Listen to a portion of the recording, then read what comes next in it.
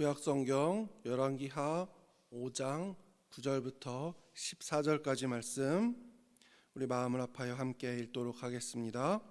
나아만이 이에 말들과 병거들을 거느리고 이르러 엘리사의 집 문에 서니 엘리사가 사자를 그에게 보내 이르되 너는 가서 요단강에 몸을 7번 씻으라. 내 살이 회복되어 깨끗하게 하리라 하는지라. 나아만이 노하여 물러가며 이르되 내 생각에는 그가 내게로 와서 서서 그의 하나님 여호와의 이름을 부르고 그의 손을 그 부위 위에 흔들어 나병을 고칠까 하였도다. 다메섹강 아바나와 바르바른 이스라엘 모든 강물보다 낫지 아니하니야. 내가 거기서 몸을 씻으면 깨끗하게 되지 아니하리야. 몸을 분노하여 떠나니 그의 종들이 나와서 말하여 이르되 내 아버지여, 선지자가 당신에게 큰 일을 행하라 말하였더라면 행하지 아니하였으리이까.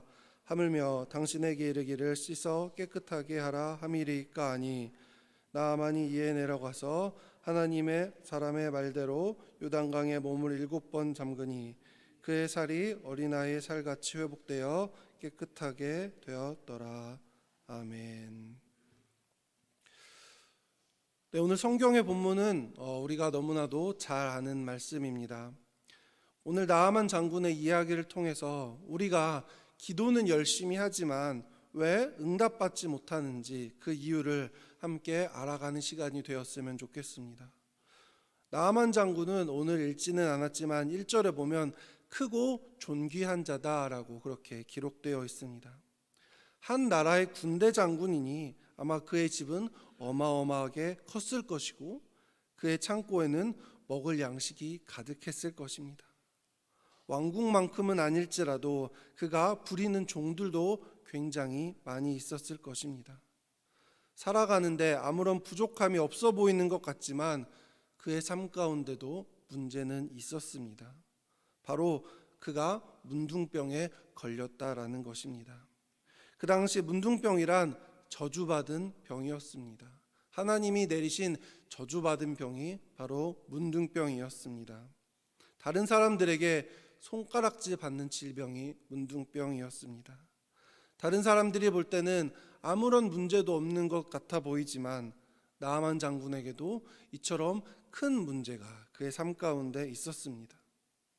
우리는 모두 아무런 문제가 없는 것처럼 그런 모습으로 지냅니다. 하지만 다른 사람이 모르는, 오직 나만이 알고 있는 문제가 분명히 한 가지씩은 우리 안에 있다라는 것입니다. 그런 그에게 한 여종이 찾아옵니다. 그리고 나아만 장군에게 이야기합니다. 사마리아 지역에 한 선지자가 있는데 그 선지자에게 장군의 몸을 보이고 장군의 몸이 치료받았으면 좋겠다라고 이야기를 합니다. 이를 알게 된 아람 왕이 이스라엘 왕에게 글을 보냅니다. 또한 많은 재물도 함께 딸려서 보냅니다. 5절에 보면 은 10달란트와 금 6,000개, 의복 10벌을 가지고 나왔다라고 써 있습니다.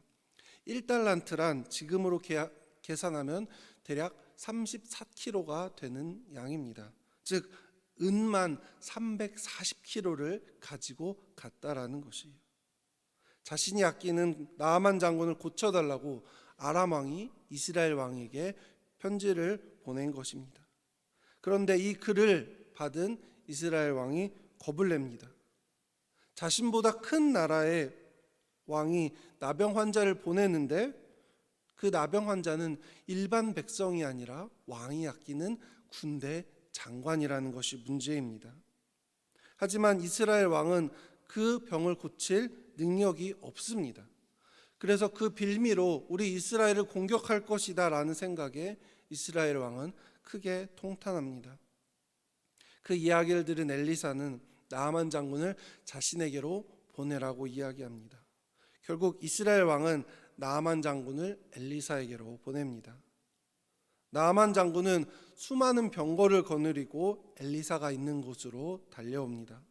아마 엘리사가 있는 집까지 엄청난 흙먼지를 일으키며 그의 위형을 뽐내며 엘리사가 있는 곳까지 갔을지도 모릅니다. 큰 기대를 합니다. 아마 그가 하나님이라는 신의 이름을 부르며 나를 치료할 것이다. 아마 나에게 안수 기도를 할 수도 있을 것이다. 아니면 내 환부에 손을 올리고 기도를 할 수도 있을 것이다. 이런저런 생각을 하며 큰 기대를 하며 나아만 장군은 엘리사에게로 갑니다. 그런데 이게 웬일일까요? 엘리사는 나오지도 않고 그의 사환을 시켜서 그저 요단강 물에 7번 몸을 씻으라 라고 문전박대를 당합니다. 나아만 장군은 무척 화가 났습니다. 아람국인 장군에게 이렇게 할 수 없다. 너무 화가 난 나머지 그는 아람국으로 돌아가려고 합니다. 하지만 나아만 장군의 종이 나아만 장군을 설득합니다. 그리고 그 설득에 못 이겨 나아만 장군은 요단강으로 가게 됩니다. 1번, 2번, 3번, 6번까지 몸을 씻습니다. 하지만 몸에는 아무런 변화가 일어나지 않습니다. 드디어 7번째입니다. 7번 몸을 담갔을 때 나아만 장군은 아마 강가에 벗어놓았던 자신의 칼을 쳐다보며 만약에 내가 7번을 씻었는데 나의 몸이 깨끗하게 되지 않으면 단칼에 엘리사의 목을 베어버리겠다라고 생각을 하며 자신의 칼을 쳐다보았을 수도 있습니다. 그런데 이게 어찌 된 것일까요? 7번 몸을 씻었을 때 그의 몸이 깨끗해지는 것을 경험했습니다. 자신의 몸에 있는 모든 병이 다 사라지고 어린아이 피부처럼 깨끗해지는 것을 나아만 장군을 경험했습니다. 그렇다면 나아만 장군의 모습을 보며 우리도 우리의 기도에 응답받는 비결을 한번 살펴보기 원합니다. 먼저 첫 번째로 나아만 장군은 자신의 생각을 버렸습니다. 나아만 장군이 말하기를 12절에 다메섹 강 아바나와 바르발은 이스라엘의 모든 강물보다 낫지 아니하냐, 내가 거기서 몸을 씻으면 깨끗하게 되지 않겠느냐라고 이야기를 합니다. 엘리사가 나아만 장군에게 명령한 요단강은 삼각주 지역에 있는 강입니다. 즉 미생물들이 굉장히 많이 번식하고 있는 강이 요단강이에요. 따라서 곡식을 기르기에는 굉장히 좋은 강입니다. 하지만 우리가 눈으로 보면 정말 더러운 강입니다. 쉽게 말해 흙탕물과도 같은 강입니다. 저도 사진으로 한번 보았는데요. 오히려 건강한 사람이 들어가면 병을 얻을 것처럼 더러운 강이 요단강입니다. 하지만 바르발강은 정말 깨끗한 강입니다. 오히려 바르발강에 들어가야 나의 몸이 깨끗해질 것 같다라고 저는 그렇게 생각을 했습니다. 하지만 이러한 인간적인 생각을 나아만 장군은 내려놓았습니다. 11절에 보면 나아만의 말 중에 내 생각이라는 단어가 있습니다. 즉 나아만은 자신의 생각을 가지고 있었습니다. 하지만 14절에 엘리사를 설명하길 하나님의 사람이라고 설명을 합니다. 즉 하나님의 사람을 내 생각으로 이길 수는 없다라는 것입니다. 내 생각을 고집하다 보면 우리는 하나님의 기적을 맛볼 수 없습니다. 기억하시기 바랍니다. 하나님의 능력은 우리의 머리로 계산할 수 없습니다. 우리의 생각 그 이상을 뛰어넘는 것이 하나님의 생각입니다. 우리의 머리로는 그의 생각과 계획을 도저히 이해할 수 없습니다.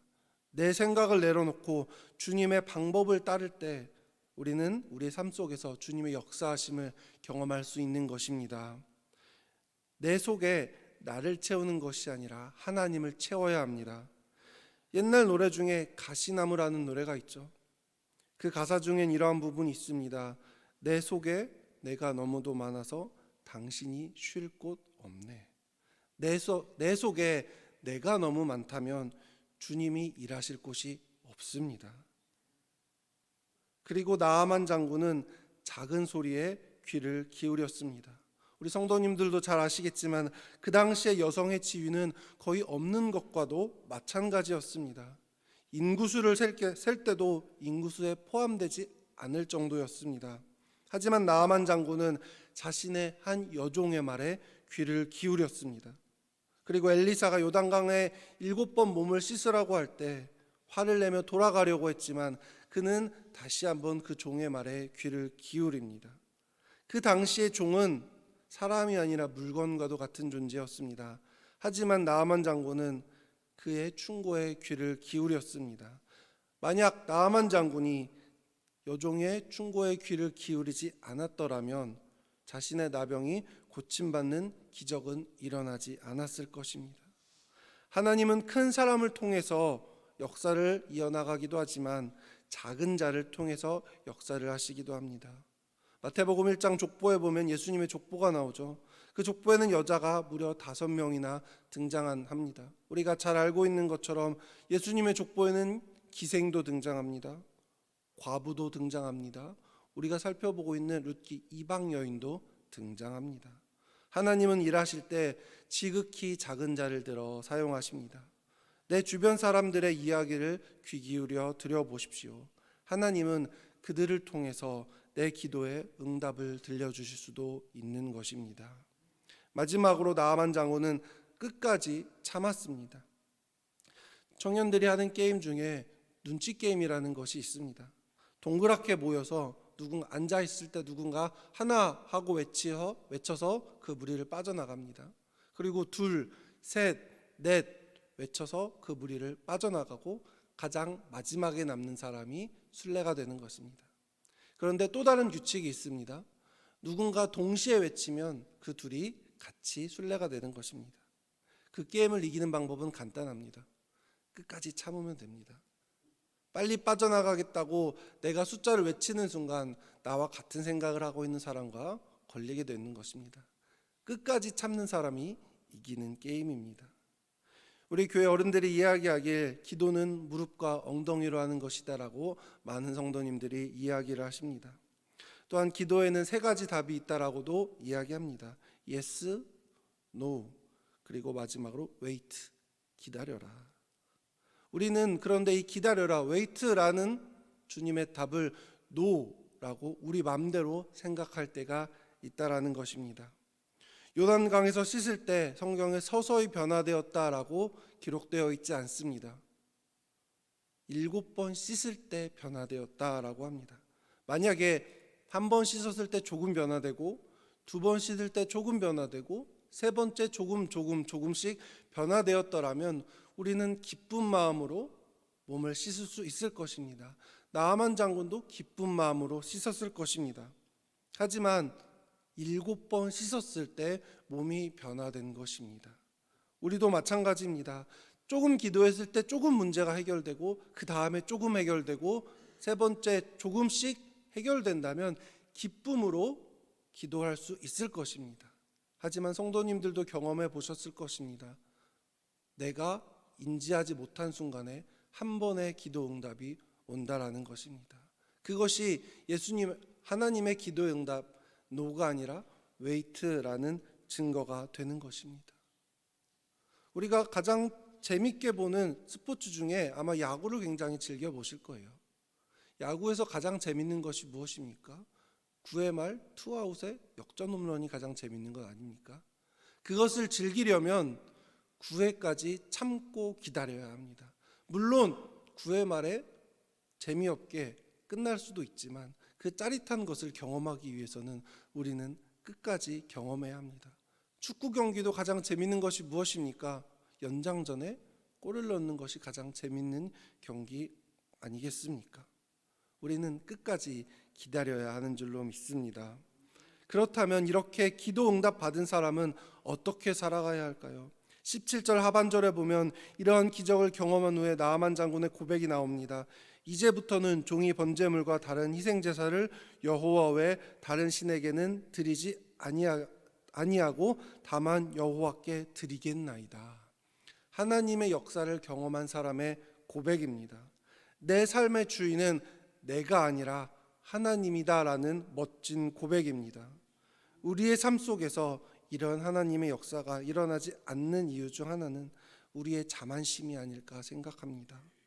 분명히 하나님이 하실 일인데 내가 했다라는 그러한 영광을 가로채기 위한 그런 마음 때문에 하나님이 역사하지 않으실지는 우리의 모습을 되돌아볼 필요가 있는 것입니다. 이제 설교를 마무리하겠습니다. 우리의 삶 가운데 문제를 만났을 때 좌절하고 넘어지는 이유는 여러 가지가 있습니다.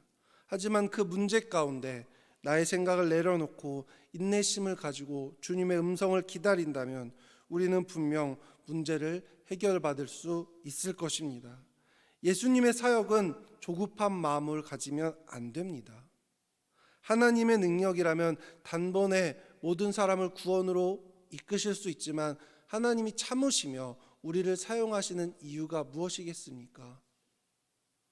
우리 모두 조급함을 내려놓고 인내하는 우리가 되길 주님의 이름으로 축원합니다. 아멘.